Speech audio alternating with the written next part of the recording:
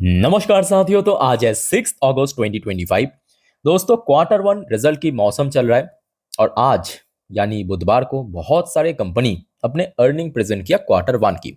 इनमें से देखिए कुछ कंपनी की क्वार्टर वन की रिजल्ट थोड़ा सा वीक भी रहा, बहुत सारे कंपनी की रिजल्ट काफी बढ़िया भी रहा। ऑलरेडी मैं लास्ट वीडियो में पीएफसी हो गया, राइट्स हो गया, इन सब कंपनी की रिजल्ट को रिव्यू कर चुका हूँ।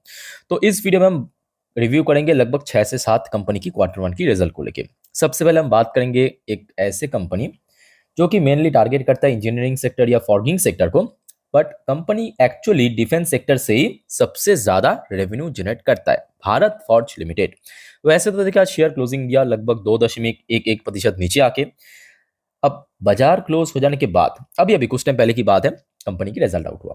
कैसा रिजल्ट हुआ है चलिए देख लेते हैं। देखिए यहाँ पे मैं बहुत सारे क्वार्टरली रिजल्ट ओपन किया। बेसिकली हम ईयर ऑन ईयर साथ में क्वार्टर ऑन क्वार्टर को सिंपल कंपेयर करेंगे।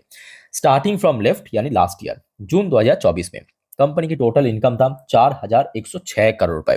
चलो बढ़िया। जून 2025 मतलब करेंट क्वार्टर में कंपनी की इनकम थोड़ा सा ड्रॉप हुआ, 3909 करोड़। अच्छा, लास्ट क्वार्टर मार्च 2025 यानी क्वार्टर फोर में कंपनी की इनकम था 3853 करोड़। यानी सिंपल बात, कंपनी की ईयरली बेसिस पे जहां पे इनकम ड्रॉप हुआ, स्लाइटली ड्रॉप हुआ, बहुत ज्यादा नहीं, बट क्वार्टरली बेसिस पे स्लाइटली इंक्रीज भी हुआ या काइंड ऑफ फ्लैट भी आप कह सकते हो। ठीक है, तो मतलब इनकम की सेगमेंट पे एज सच कोई बहुत बड़ा डिक्लाइन या कोई बहुत बड़ा जंप हमें देखने को नहीं मिला। यहां तक क्लियर? ओके, आगे बढ़ते हैं। मार्जिन, मार्जिन एक बहुत बड़ा फैक्टर बन सकता है।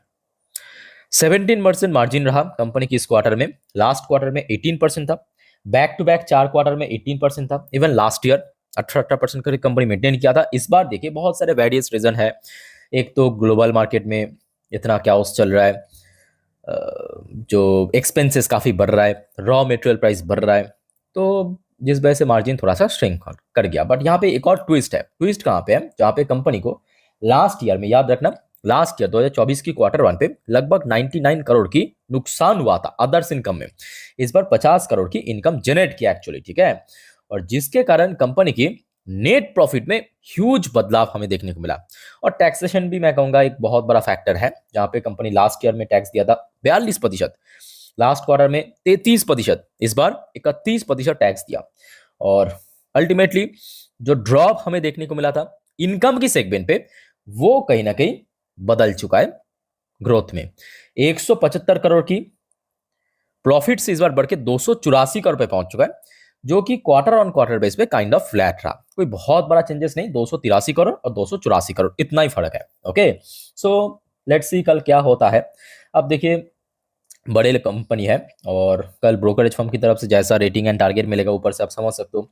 अभी टैरिफ ट्रेड वॉर चल रहा है भारत और अमेरिका के भीतर, तो बाजार की सेंटिमेंट भी काफी हद तक ट्रिगर हो सकता है।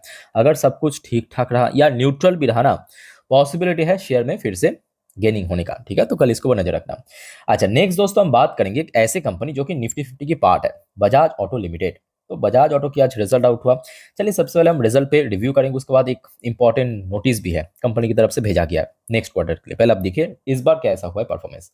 अच्छा, जून 2024 एक साल पहले क्वार्टर वन पे कंपनी की इनकम था 11,932 करोड़ रुपए।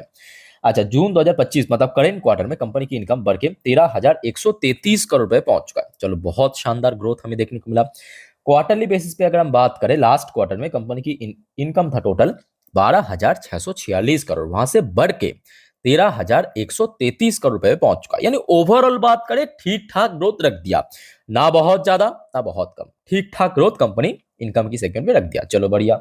अच्छा, आगे बढ़ते हैं मार्जिन पे। मार्जिन पे इस बार बजाज ऑटो ने बेहतरीन काम किया, एक्सीलेंट वर्क। 21% की मार्जिन क्वार्टरली बेसिस पे इंक्रीज हुआ, 19% से बढ़ के 21%।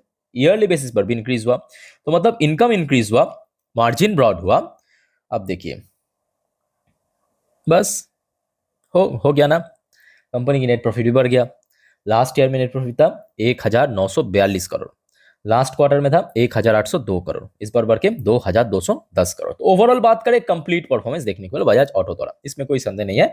और उस हिसाब से हमें अर्निंग पर शेयर में भी चेंजेस हुआ है। ओके, तो ओवरऑल अच्छा परफॉर्म किया बजाज ऑटो। अब क्योंकि कल बृहस्पतिवार भी है, मतलब वीकली एक्सपायरी निफ्टी 50 की, तो बाजार थोड़ा सा काइंड ऑफ वोलेटाइल भी हो सकता है। ठीक है, सो बाजार की सेंटिमेंट किस तरफ उसको भी वैरी करेगा, सेक्टर वाइज किस तरफ वो भी वैरी करेगा, और मोस्ट इंपॉर्टेंटली ब्रोकरेज फर्म की तरह क्या कुछ अपडेट आ रहा है, ठीक है। अच्छा, उसके साथ साथ कंपनी ने एक वार्निंग भी दिया, चेतावनी दिया, मतलब क्वार्टर 2 के लिए बेसिकली।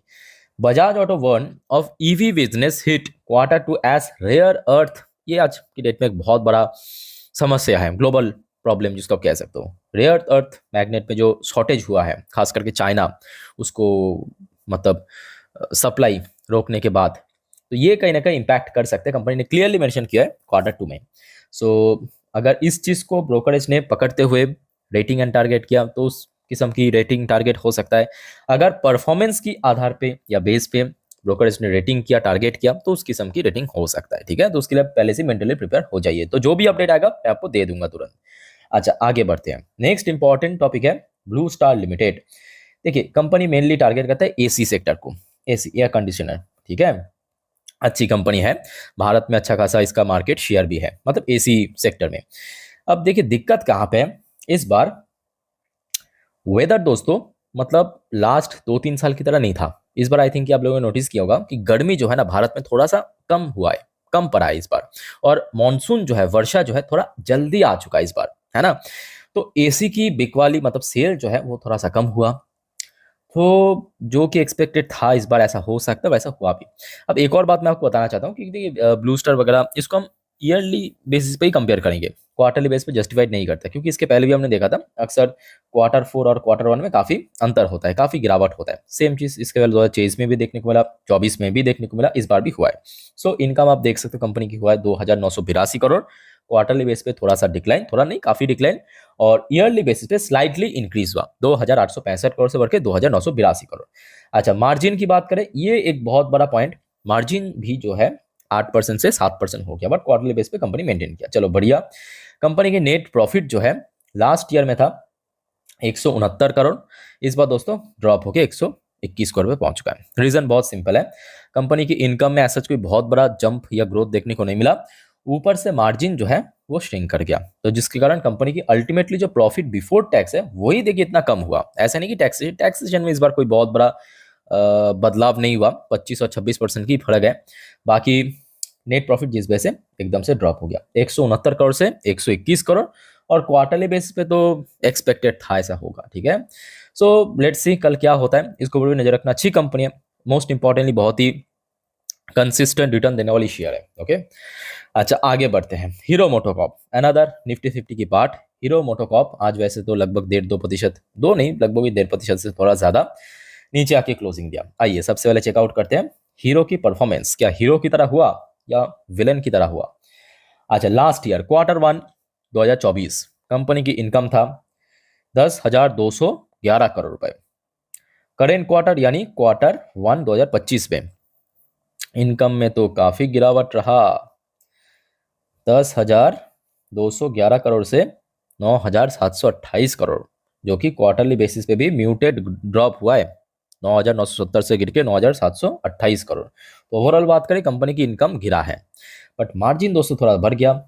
अब क्या मार्जिन नेट प्रॉफिट को पुल कर सकता है, आइए देख लेते हैं। 14 से इस बार बढ़ के 15% हुआ।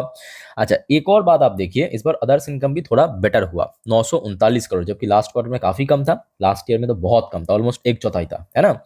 सो नेट प्रॉफिट में दोस्तों हो गया पूरा इधर से उधर बदल गया।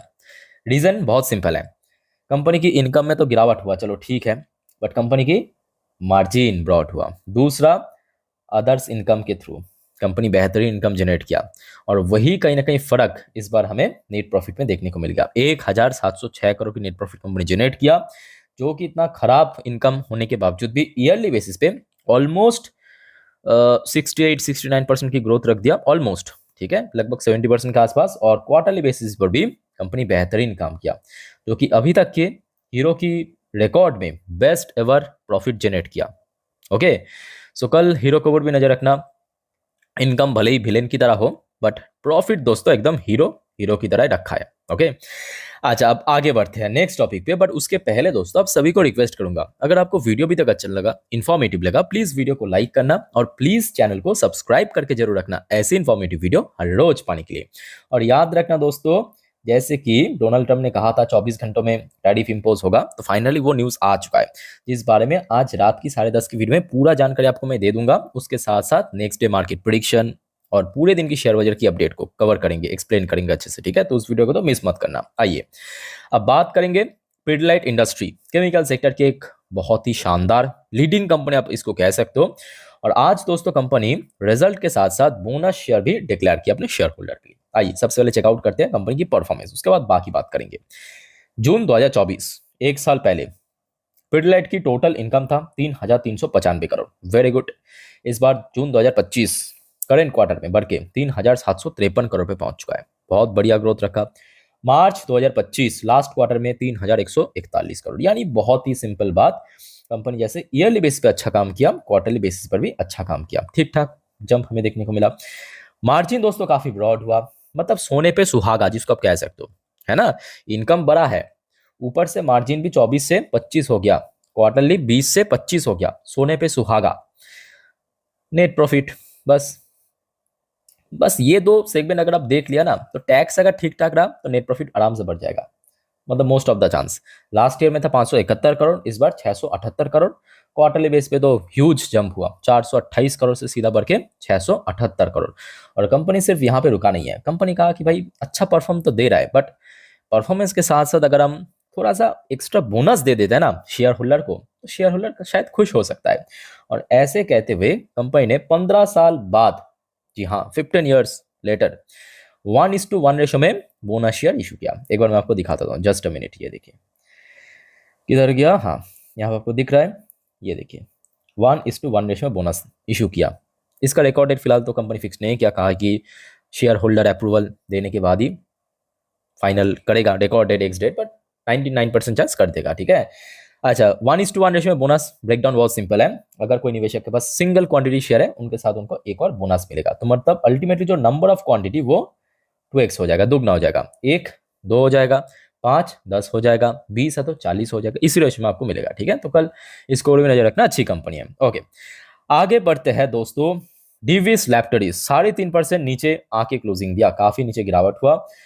देख लेते हैं परफॉर्मेंस में क्या कमी रहा या क्या बढ़िया रहा चीज। देखिए जून 2024 लास्ट ईयर में कंपनी की इनकम था 2,118 करोड़, चलो ठीक है।